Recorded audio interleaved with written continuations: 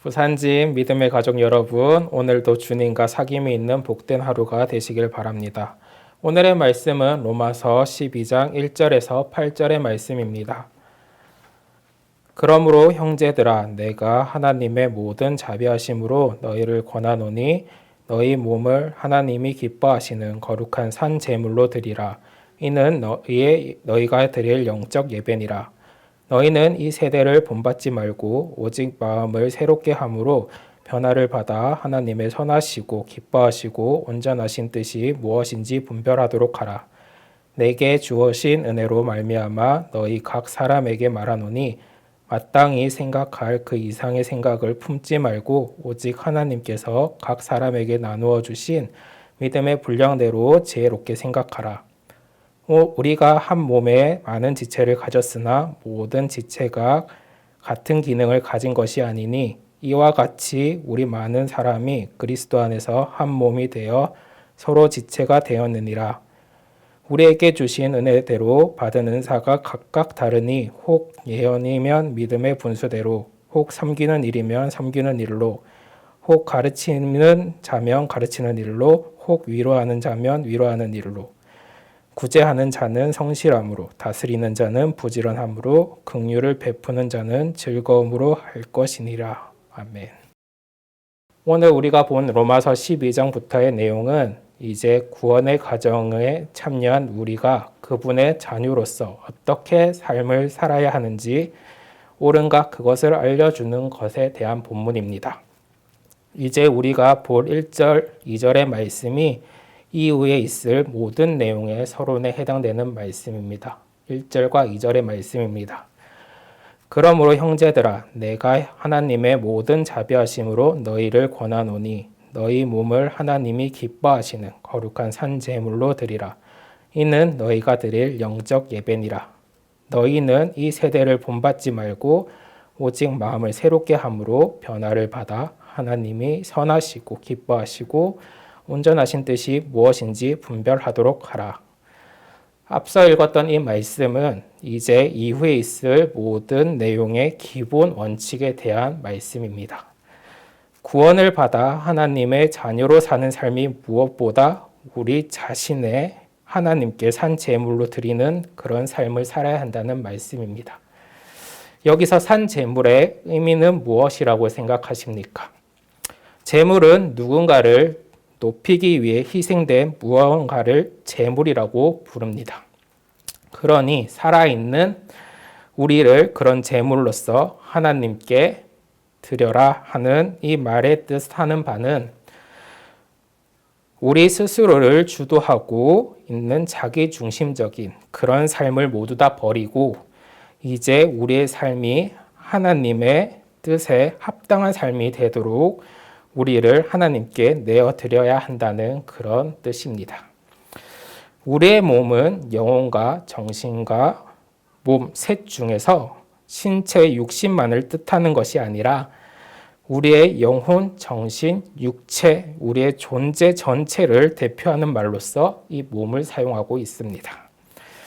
너의 몸을 살아있는 제물로, 그러니까 너의 삶 전체가 하나님께 제물이 되라 하는 이 말씀은 이게 바로 너희가 드릴 영적 예배라는 것입니다. 그렇다면 여기에서 예배라는 요한복음 4장 24절하고 짝을 이룰 수가 있습니다. 하나님은 영이시니 예배하는 자가 영과 진리로 예배할지니라.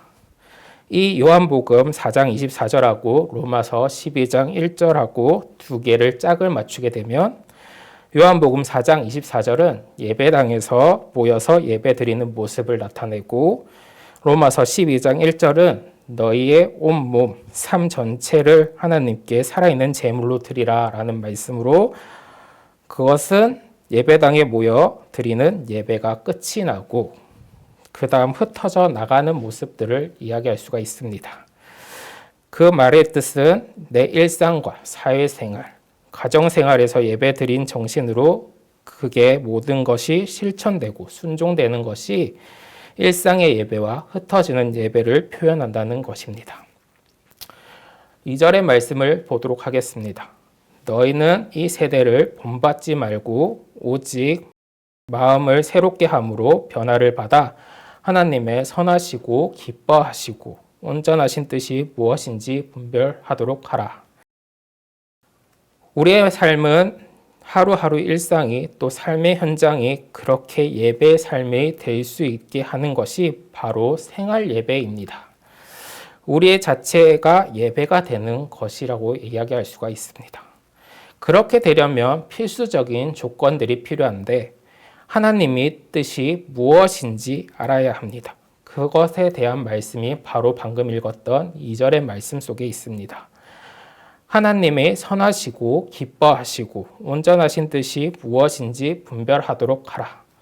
여기서 하나님은 뜻을 분별하라고 말씀하시고 있습니다. 그러면 더 실제적으로 하나님의 뜻을 분별할 수 있는 공간이 어디에 있을까요? 어디에선가는 분명 하나님의 뜻을 배우고 그것을 체험해야만 합니다.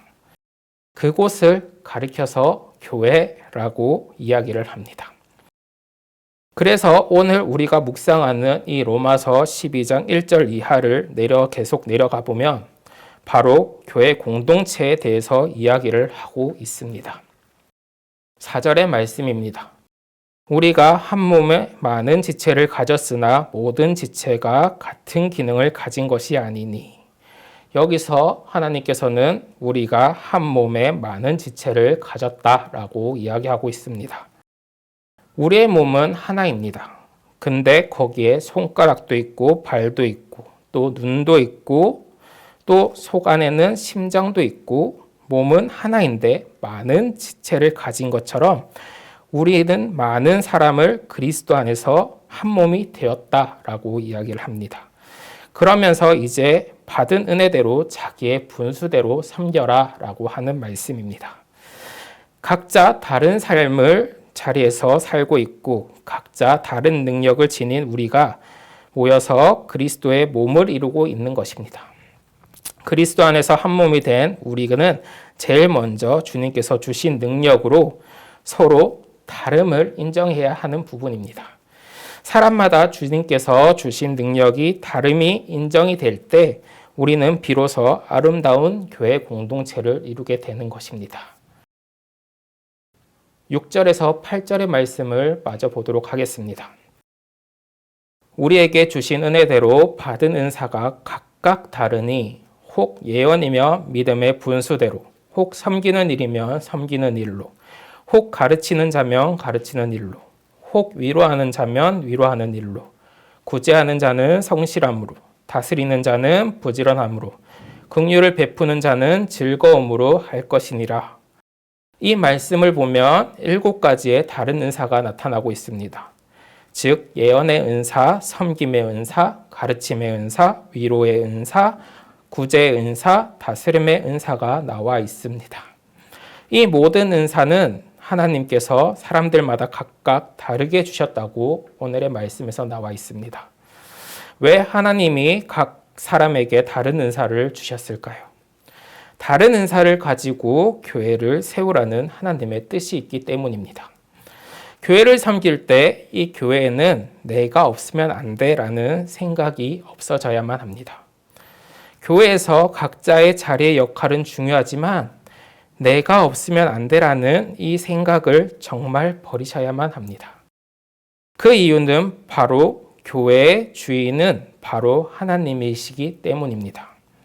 섬기는 그 자리에서 자기의 은사대로 맡은 일을 잘 감당하며 교회를 세우며 이 부산신 성도님들이 해야 될 가장 중요한 일이며 하나님이 원하시는 교회를 만들기 위해 능동적으로 힘을 써야 하는 것이기 때문입니다. 말씀을 마무리하면서 한 가지 얘기를 하자면 오늘 우리에게 주신 말씀을 다시 한번 생각해 보시기를 바랍니다. 우리가 섬기는 이 부산진 교회를 한번 더 떠올려 보시고 우리가 이곳에서 어떤 봉사를 하고 있을까를 생각해 보시기 바랍니다. 그 활동을 통하여서 우리의 삶과 마음과 가치관이 늘 훈련되길 주님의 이름으로 축복합니다. 기도드리겠습니다. 오늘 말씀을 통하여서 신앙이란 믿음과 행함이 균형을 이루는 것을 보았습니다. 저희들은 이러한 신앙을 유지하기 위해 이 세대를 본받지 않고 마음을 새롭게 함으로 하나님의 선하시고 기뻐하시고 온전하신 뜻을 따라 살아갈 때 능히 감당할 수 있도록 도와주시옵소서. 그리하여 영과 진리로 예배하는 부산진 성도님들이 되도록 인도하여 주시옵소서. 감사드립니다. 이 모든 것 예수님의 이름으로 기도드립니다. 아멘.